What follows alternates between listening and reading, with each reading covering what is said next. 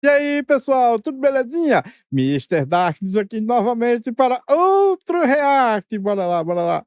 Lula prepara uma bomba fiscal para explodir em 2027. Cortes brutais, precatórios impagáveis e um orçamento engessado. Coincidência ou estratégia para sabotar o próximo governo? Eu acho que é uma estratégia, cara. É uma estratégia porque se ele se reeleger, ele simplesmente continua roubando de boas, aí o Brasil vai à falência e ele não tá nem aí. Foda-se, ele não se importa mesmo. Mas se outro se eleger no lugar, aí esse outro vai ser conhecido como o pior presidente da história, porque vai pegar essa bomba amaldiçoada aí, né? E nunca mais vai conseguir voto, provavelmente vai falir até o partido. Aí a esquerda consegue voltar e o Lula pode dizer: "Ai, tá vendo? Ai, tá vendo? A direita não presta, tem que vote na esquerda de novo." Mais uma década destruída pelo PT. Este é o Visão Libertária, sua fonte de informações descentralizadas e distribuídas. Ajuda a propagar as ideias de liberdade. Deixe o seu like e compartilhe com seus amigos. Um artigo seu pode virar vídeo aqui também, sabia? Este artigo foi sugerido por Alexa Toca Hoje, O Dia Tá Lindo, escrito por Sopa de Letrinhas, revisado por historiador libertário e narrado por Gordinho Caipira. Pois é, caro telespectador do Visão Libertária, você acha que o Molusco de 9 Dedos já tinha esgotado seu repertório de maldades contra o povo brasileiro? Não, não, o repertório dele de maldades é infinito, cara. O homem sempre arranja um jeito de roubar, cara. Esse aposentão do INSS é a prova, cara. Nossa, é surpreendente, cara. Roubar até os aposentados. Que o nosso amante de ditadores comunista tinha se contentado em destruir nossas finanças apenas durante seus mandatos, acorde para a realidade. O projeto de poder da quadrilha vermelha vai muito além do horizonte temporal de um governo. A mais nova artimanha do presidente petista é uma verdadeira bomba relógio fiscal programada para explodir nas mãos do próximo presidente. Ou seja, se tudo der certo pro petismo, nas mãos de algum opositor que ouse desafiar a hegemonia da esquerda nas eleições de 2026. As primeiras projeções da Lei de Diretrizes Orçamentárias, LDO, de 2026, recém-apresentadas pelo governo, escancaram a verdade que a mídia amestrada tenta esconder. Lula está preparando um cenário de terra arrasada para o seu sucessor. É o típico caso do depois de mim, o dilúvio, mas com um toque especial de perversidade petista.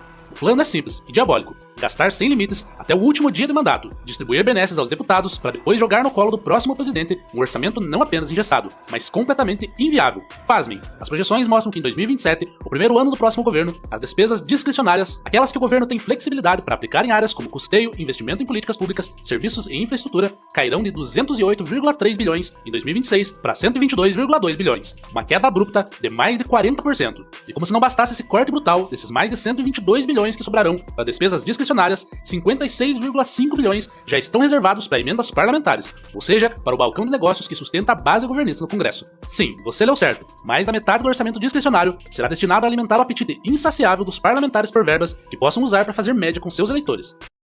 Ou seja, é o dinheiro que eles usam para comprar os votos para poder fazer a política. É, meu amigo.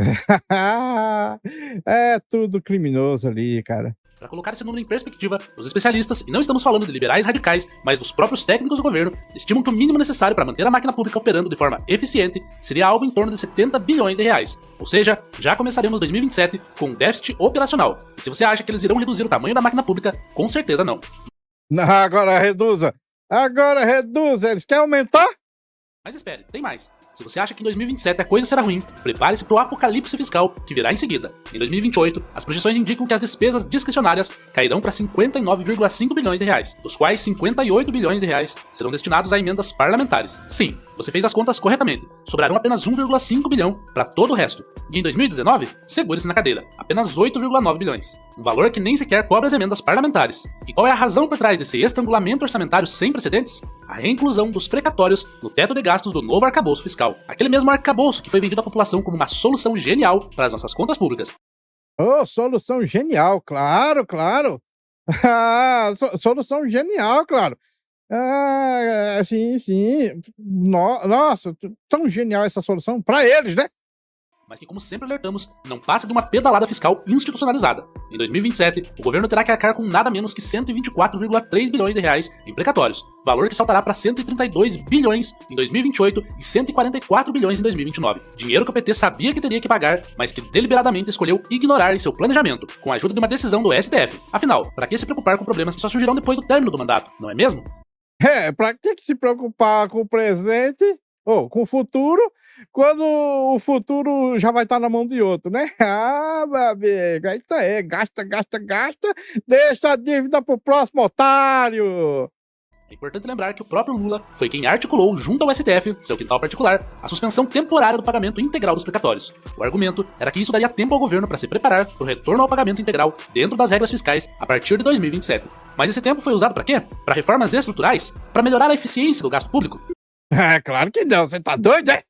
Não, meu amigo. Foi usado para inchar a máquina estatal com cabos eleitorais disfarçados de servidores e aumentar o controle do Estado sobre a economia. Para surpresa de 0 pessoas, o próprio secretário do Orçamento Federal, Cleiton Montes, admitiu em entrevista coletiva que o número é bastante comprometedor. Traduzindo do burocratês para o português claro, estamos falando de um colapso completo dos serviços públicos federais.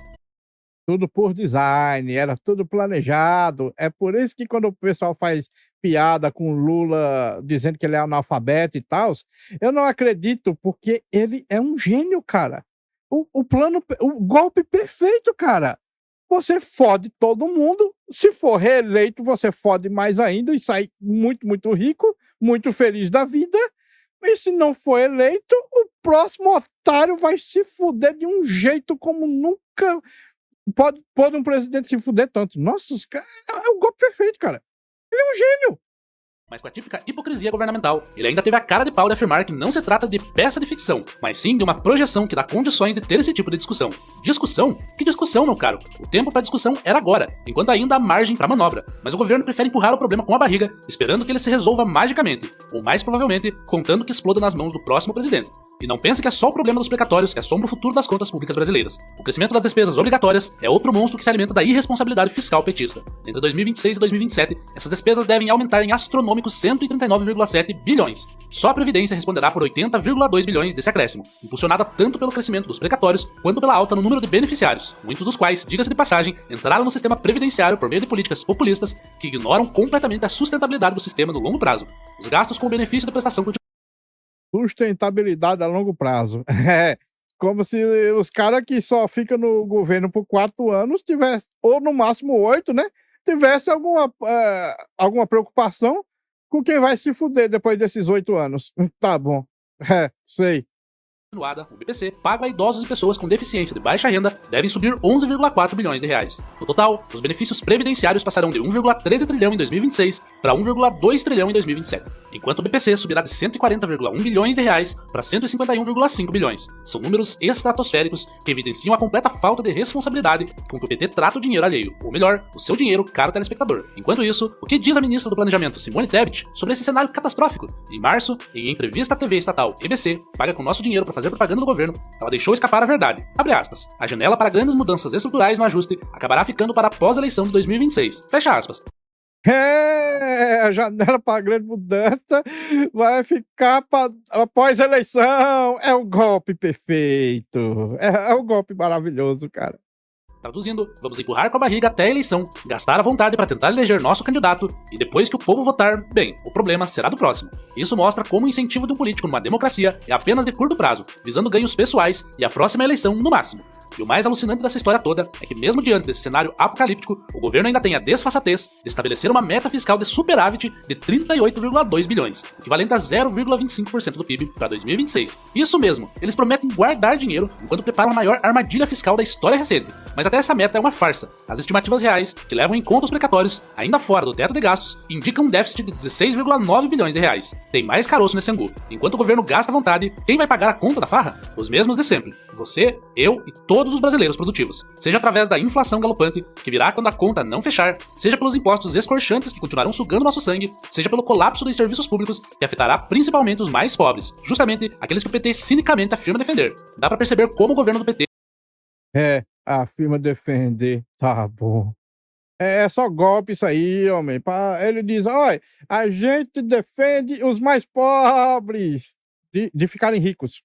é uma bomba relógio, e eles não estão preocupados em endividar o povo com suas irresponsabilidades fiscais. Os petistas vêm com muito êxito, destruindo gerações e tornando os jovens cada vez mais pobres e sem perspectiva de futuro. A secretária adjunta do Tesouro Nacional, Viviane Varga, teve a audácia de afirmar que não dá para olhar para essas projeções e imaginar que o governo está de mãos amarradas. O governo trabalha a todo momento para entregar soluções. Ora, quais soluções? Até agora, o governo não apresentou uma única proposta concreta para resolver o problema que ele mesmo criou. É o típico discurso vazio de quem sabe que não terá que arcar com as consequências de suas próprias irresponsabilidades.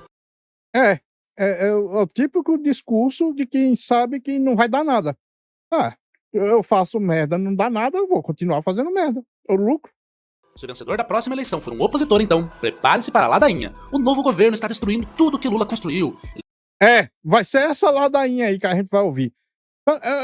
Cara, eu vou votar em Lula. Eu vou votar em Lula só porque eu quero ver o circo pegar fogo, cara. Eu quero ver o circo pegar fogo. Eu vou votar nele de novo, só de ruim.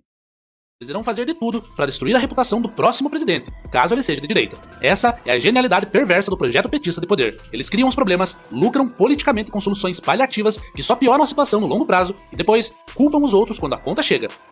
É o golpe perfeito. É o golpe perfeito, cara.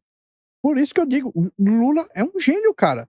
Nenhum outro presidente conseguiu dar um golpe assim na população igual esse doido aí, cara. É perfeito. É o ciclo vicioso da política brasileira que mantém o PT sempre próximo ao poder, mesmo depois de tantos desastres econômicos e escândalos de corrupção. E não se engane, esse orçamento estrangulado não é fruto do acaso ou de incompetência, é um projeto de poder meticulosamente arquitetado. O PT sabe muito bem que um governo sem recursos para investir, sem capacidade de implementar políticas públicas e à beira de um colapso fiscal terá dois caminhos: ou quebrar as regras fiscais e ser crucificado pelo mercado e pela mesma mídia que hoje passa pano pro PT, ou promover um corte brutal nas despesas públicas e ser acusado de genocida pela máquina de propaganda petista. Não importa o que o próximo presidente faça, ele estará em uma armadilha sem saída. Para completar, há ainda o fator de emendas parlamentares, que continuarão consumindo uma fatia cada vez maior do já escasso orçamento discricionário. Isso não é acidente, é uma forma de garantir que mesmo com um novo presidente no poder, o Congresso historicamente fisiológico e pronto para negociar apoio com qualquer governo, continue com suas torneiras abertas. É a perpetuação da política do toma lá da cá, elevada à sua expressão máxima. Tudo isso faz parte de uma estratégia mais ampla da esquerda: tornar o povo brasileiro cada vez mais dependente do Estado, aumentar o controle governamental sobre a economia e a sociedade e garantir que qualquer tentativa de redução do tamanho do Estado seja politicamente inviável. É um plano maléfico, tipo, e é feito de modo que não possa ser impedido. É difícil descrever quão maléfico é esse negócio aí, cara. É difícil, porque é feito de um jeito, é costurado de um jeito que não possa ser descosturado, cara. É de uma maldade. Construção do socialismo por etapas, não pela revolução, mas pela asfixia gradual da liberdade econômica individual. E esse é o método democrático para o caminho da servidão comunista. E o que nós, cidadãos comuns, podemos fazer diante desse cenário? Primeiramente, abrir os olhos e enxergar a realidade para além da cortina de fumaça da propaganda oficial. Em segundo lugar, buscar a independência financeira do Estado. Use Bitcoin. Eu discordo, sinceramente. Em primeiro lugar, fugir desse país. Sinceramente, se vocês ficarem no Brasil, vocês estarão condenados. Vocês ficando no Brasil, vocês estão se condenando. Essa pocilga não vai melhorar. E se for melhorar, não vai ser agora. Vai ser coisa assim para os nossos bisnetos. Tipo, de 200 anos para frente. Se vocês querem progredir na vida, saiam dessa pocilga. E não vai ficar melhor de imediato, vai só piorar. Proteja seu patrimônio da inflação planejada e prepare-se para tempos difíceis. Quanto mais cidadãos conseguirem escapar das garras do Leviatã estatal, menos poder ele terá sobre nossas vidas. Lembre-se, essa bomba relógio fiscal de 2027 não é inevitável. Ela existe porque permitimos que o Estado cresça de forma descontrolada, porque aceitamos a narrativa de que o governo é a solução para todos os problemas e porque acreditamos nas promessas vazias de políticos que só pensam no próximo ciclo eleitoral. A armadilha fiscal de 2026 é apenas mais um capítulo da longa história de um Estado que existe não para servir o cidadão, mas para se servir dele. E enquanto continuamos depositando nossas esperanças em políticos, sejam eles da esquerda ou da direita, continuaremos sendo vítimas desse sistema perverso que drena nossos recursos e nossa liberdade em nome de um bem comum que nunca chega. Precisamos de um libertário comprometido para a eleição de 2026, que esteja disposto... Não. Você tá doido? Você tá louco? Se a gente colocar um libertário lá em 2026 e essa bomba fiscal aí cair e detonar com o cara, vão dizer que o libertarianismo é a pior coisa que surgiu na face da Terra. Mesmo Milei provando que não. Ali na Argentina, ali do lado. Não, de jeito nenhum. A passar a serra nos gastos públicos, pois a maioria dos políticos do sistema não se importa com a verdade sobre o que está acontecendo e com esse aumento da dívida jogada no colo dos brasileiros. Obrigado pela audiência. Este é um canal colaborativo. Participe você também. Cadastre-se agora mesmo no nosso site visãolibertaria.com e envie os seus artigos por lá. Os colaboradores recebem recompensas em Bitcoin. Inscreva-se no canal e clique no botão da campainha para ser avisado de novos vídeos. Até a próxima! Bom, a minha opinião... Bom, de certo modo, tem que escolher os libertários lá na política, que é para eles começar a diminuir o Estado. Mas isso é um negócio que vai demorar muito, mas tipo, muito, porque diferente da Argentina, os políticos lá têm menos poder do que... os políticos na Argentina têm mais poder do que aqui. E eles conseguem fazer mais libertarianismo. Aqui no Brasil, é tudo costurado de um jeito para que o cara não consiga mudar a estrutura do sistema. E se mudar, vai ser, tipo, muito pouca coisa. E coisa assim que o próximo presidente tira rapidinho. Igual o Lula fez com todas as coisas que o Bolsonaro tinha feito lá. Então, tipo, essa pocilga não vai melhorar. Não, não vai. Eu não acredito que vá. Temos que escolher libertários porque é o menos pior. Mas o presidente, ele não pode ser um libertário. Eu não quero que seja. Porque o próximo presidente, ele vai ser conhecido como um dos piores da história. Essa bomba aí que vai cair no próximo presidente, eu não quero que seja um libertário lá. Bom, pessoal, esse vídeo fica por aqui. Muito obrigado por terem assistido até o fim. Não se esqueçam de deixar o like, se inscrever no canal e comentar com suas opiniões. Considerem também ativar o sininho para serem notificados das lives e vídeos. Meu nome é Mr. Zaknis, um grande abraço por trás com muito carinho e até a próxima. Fui!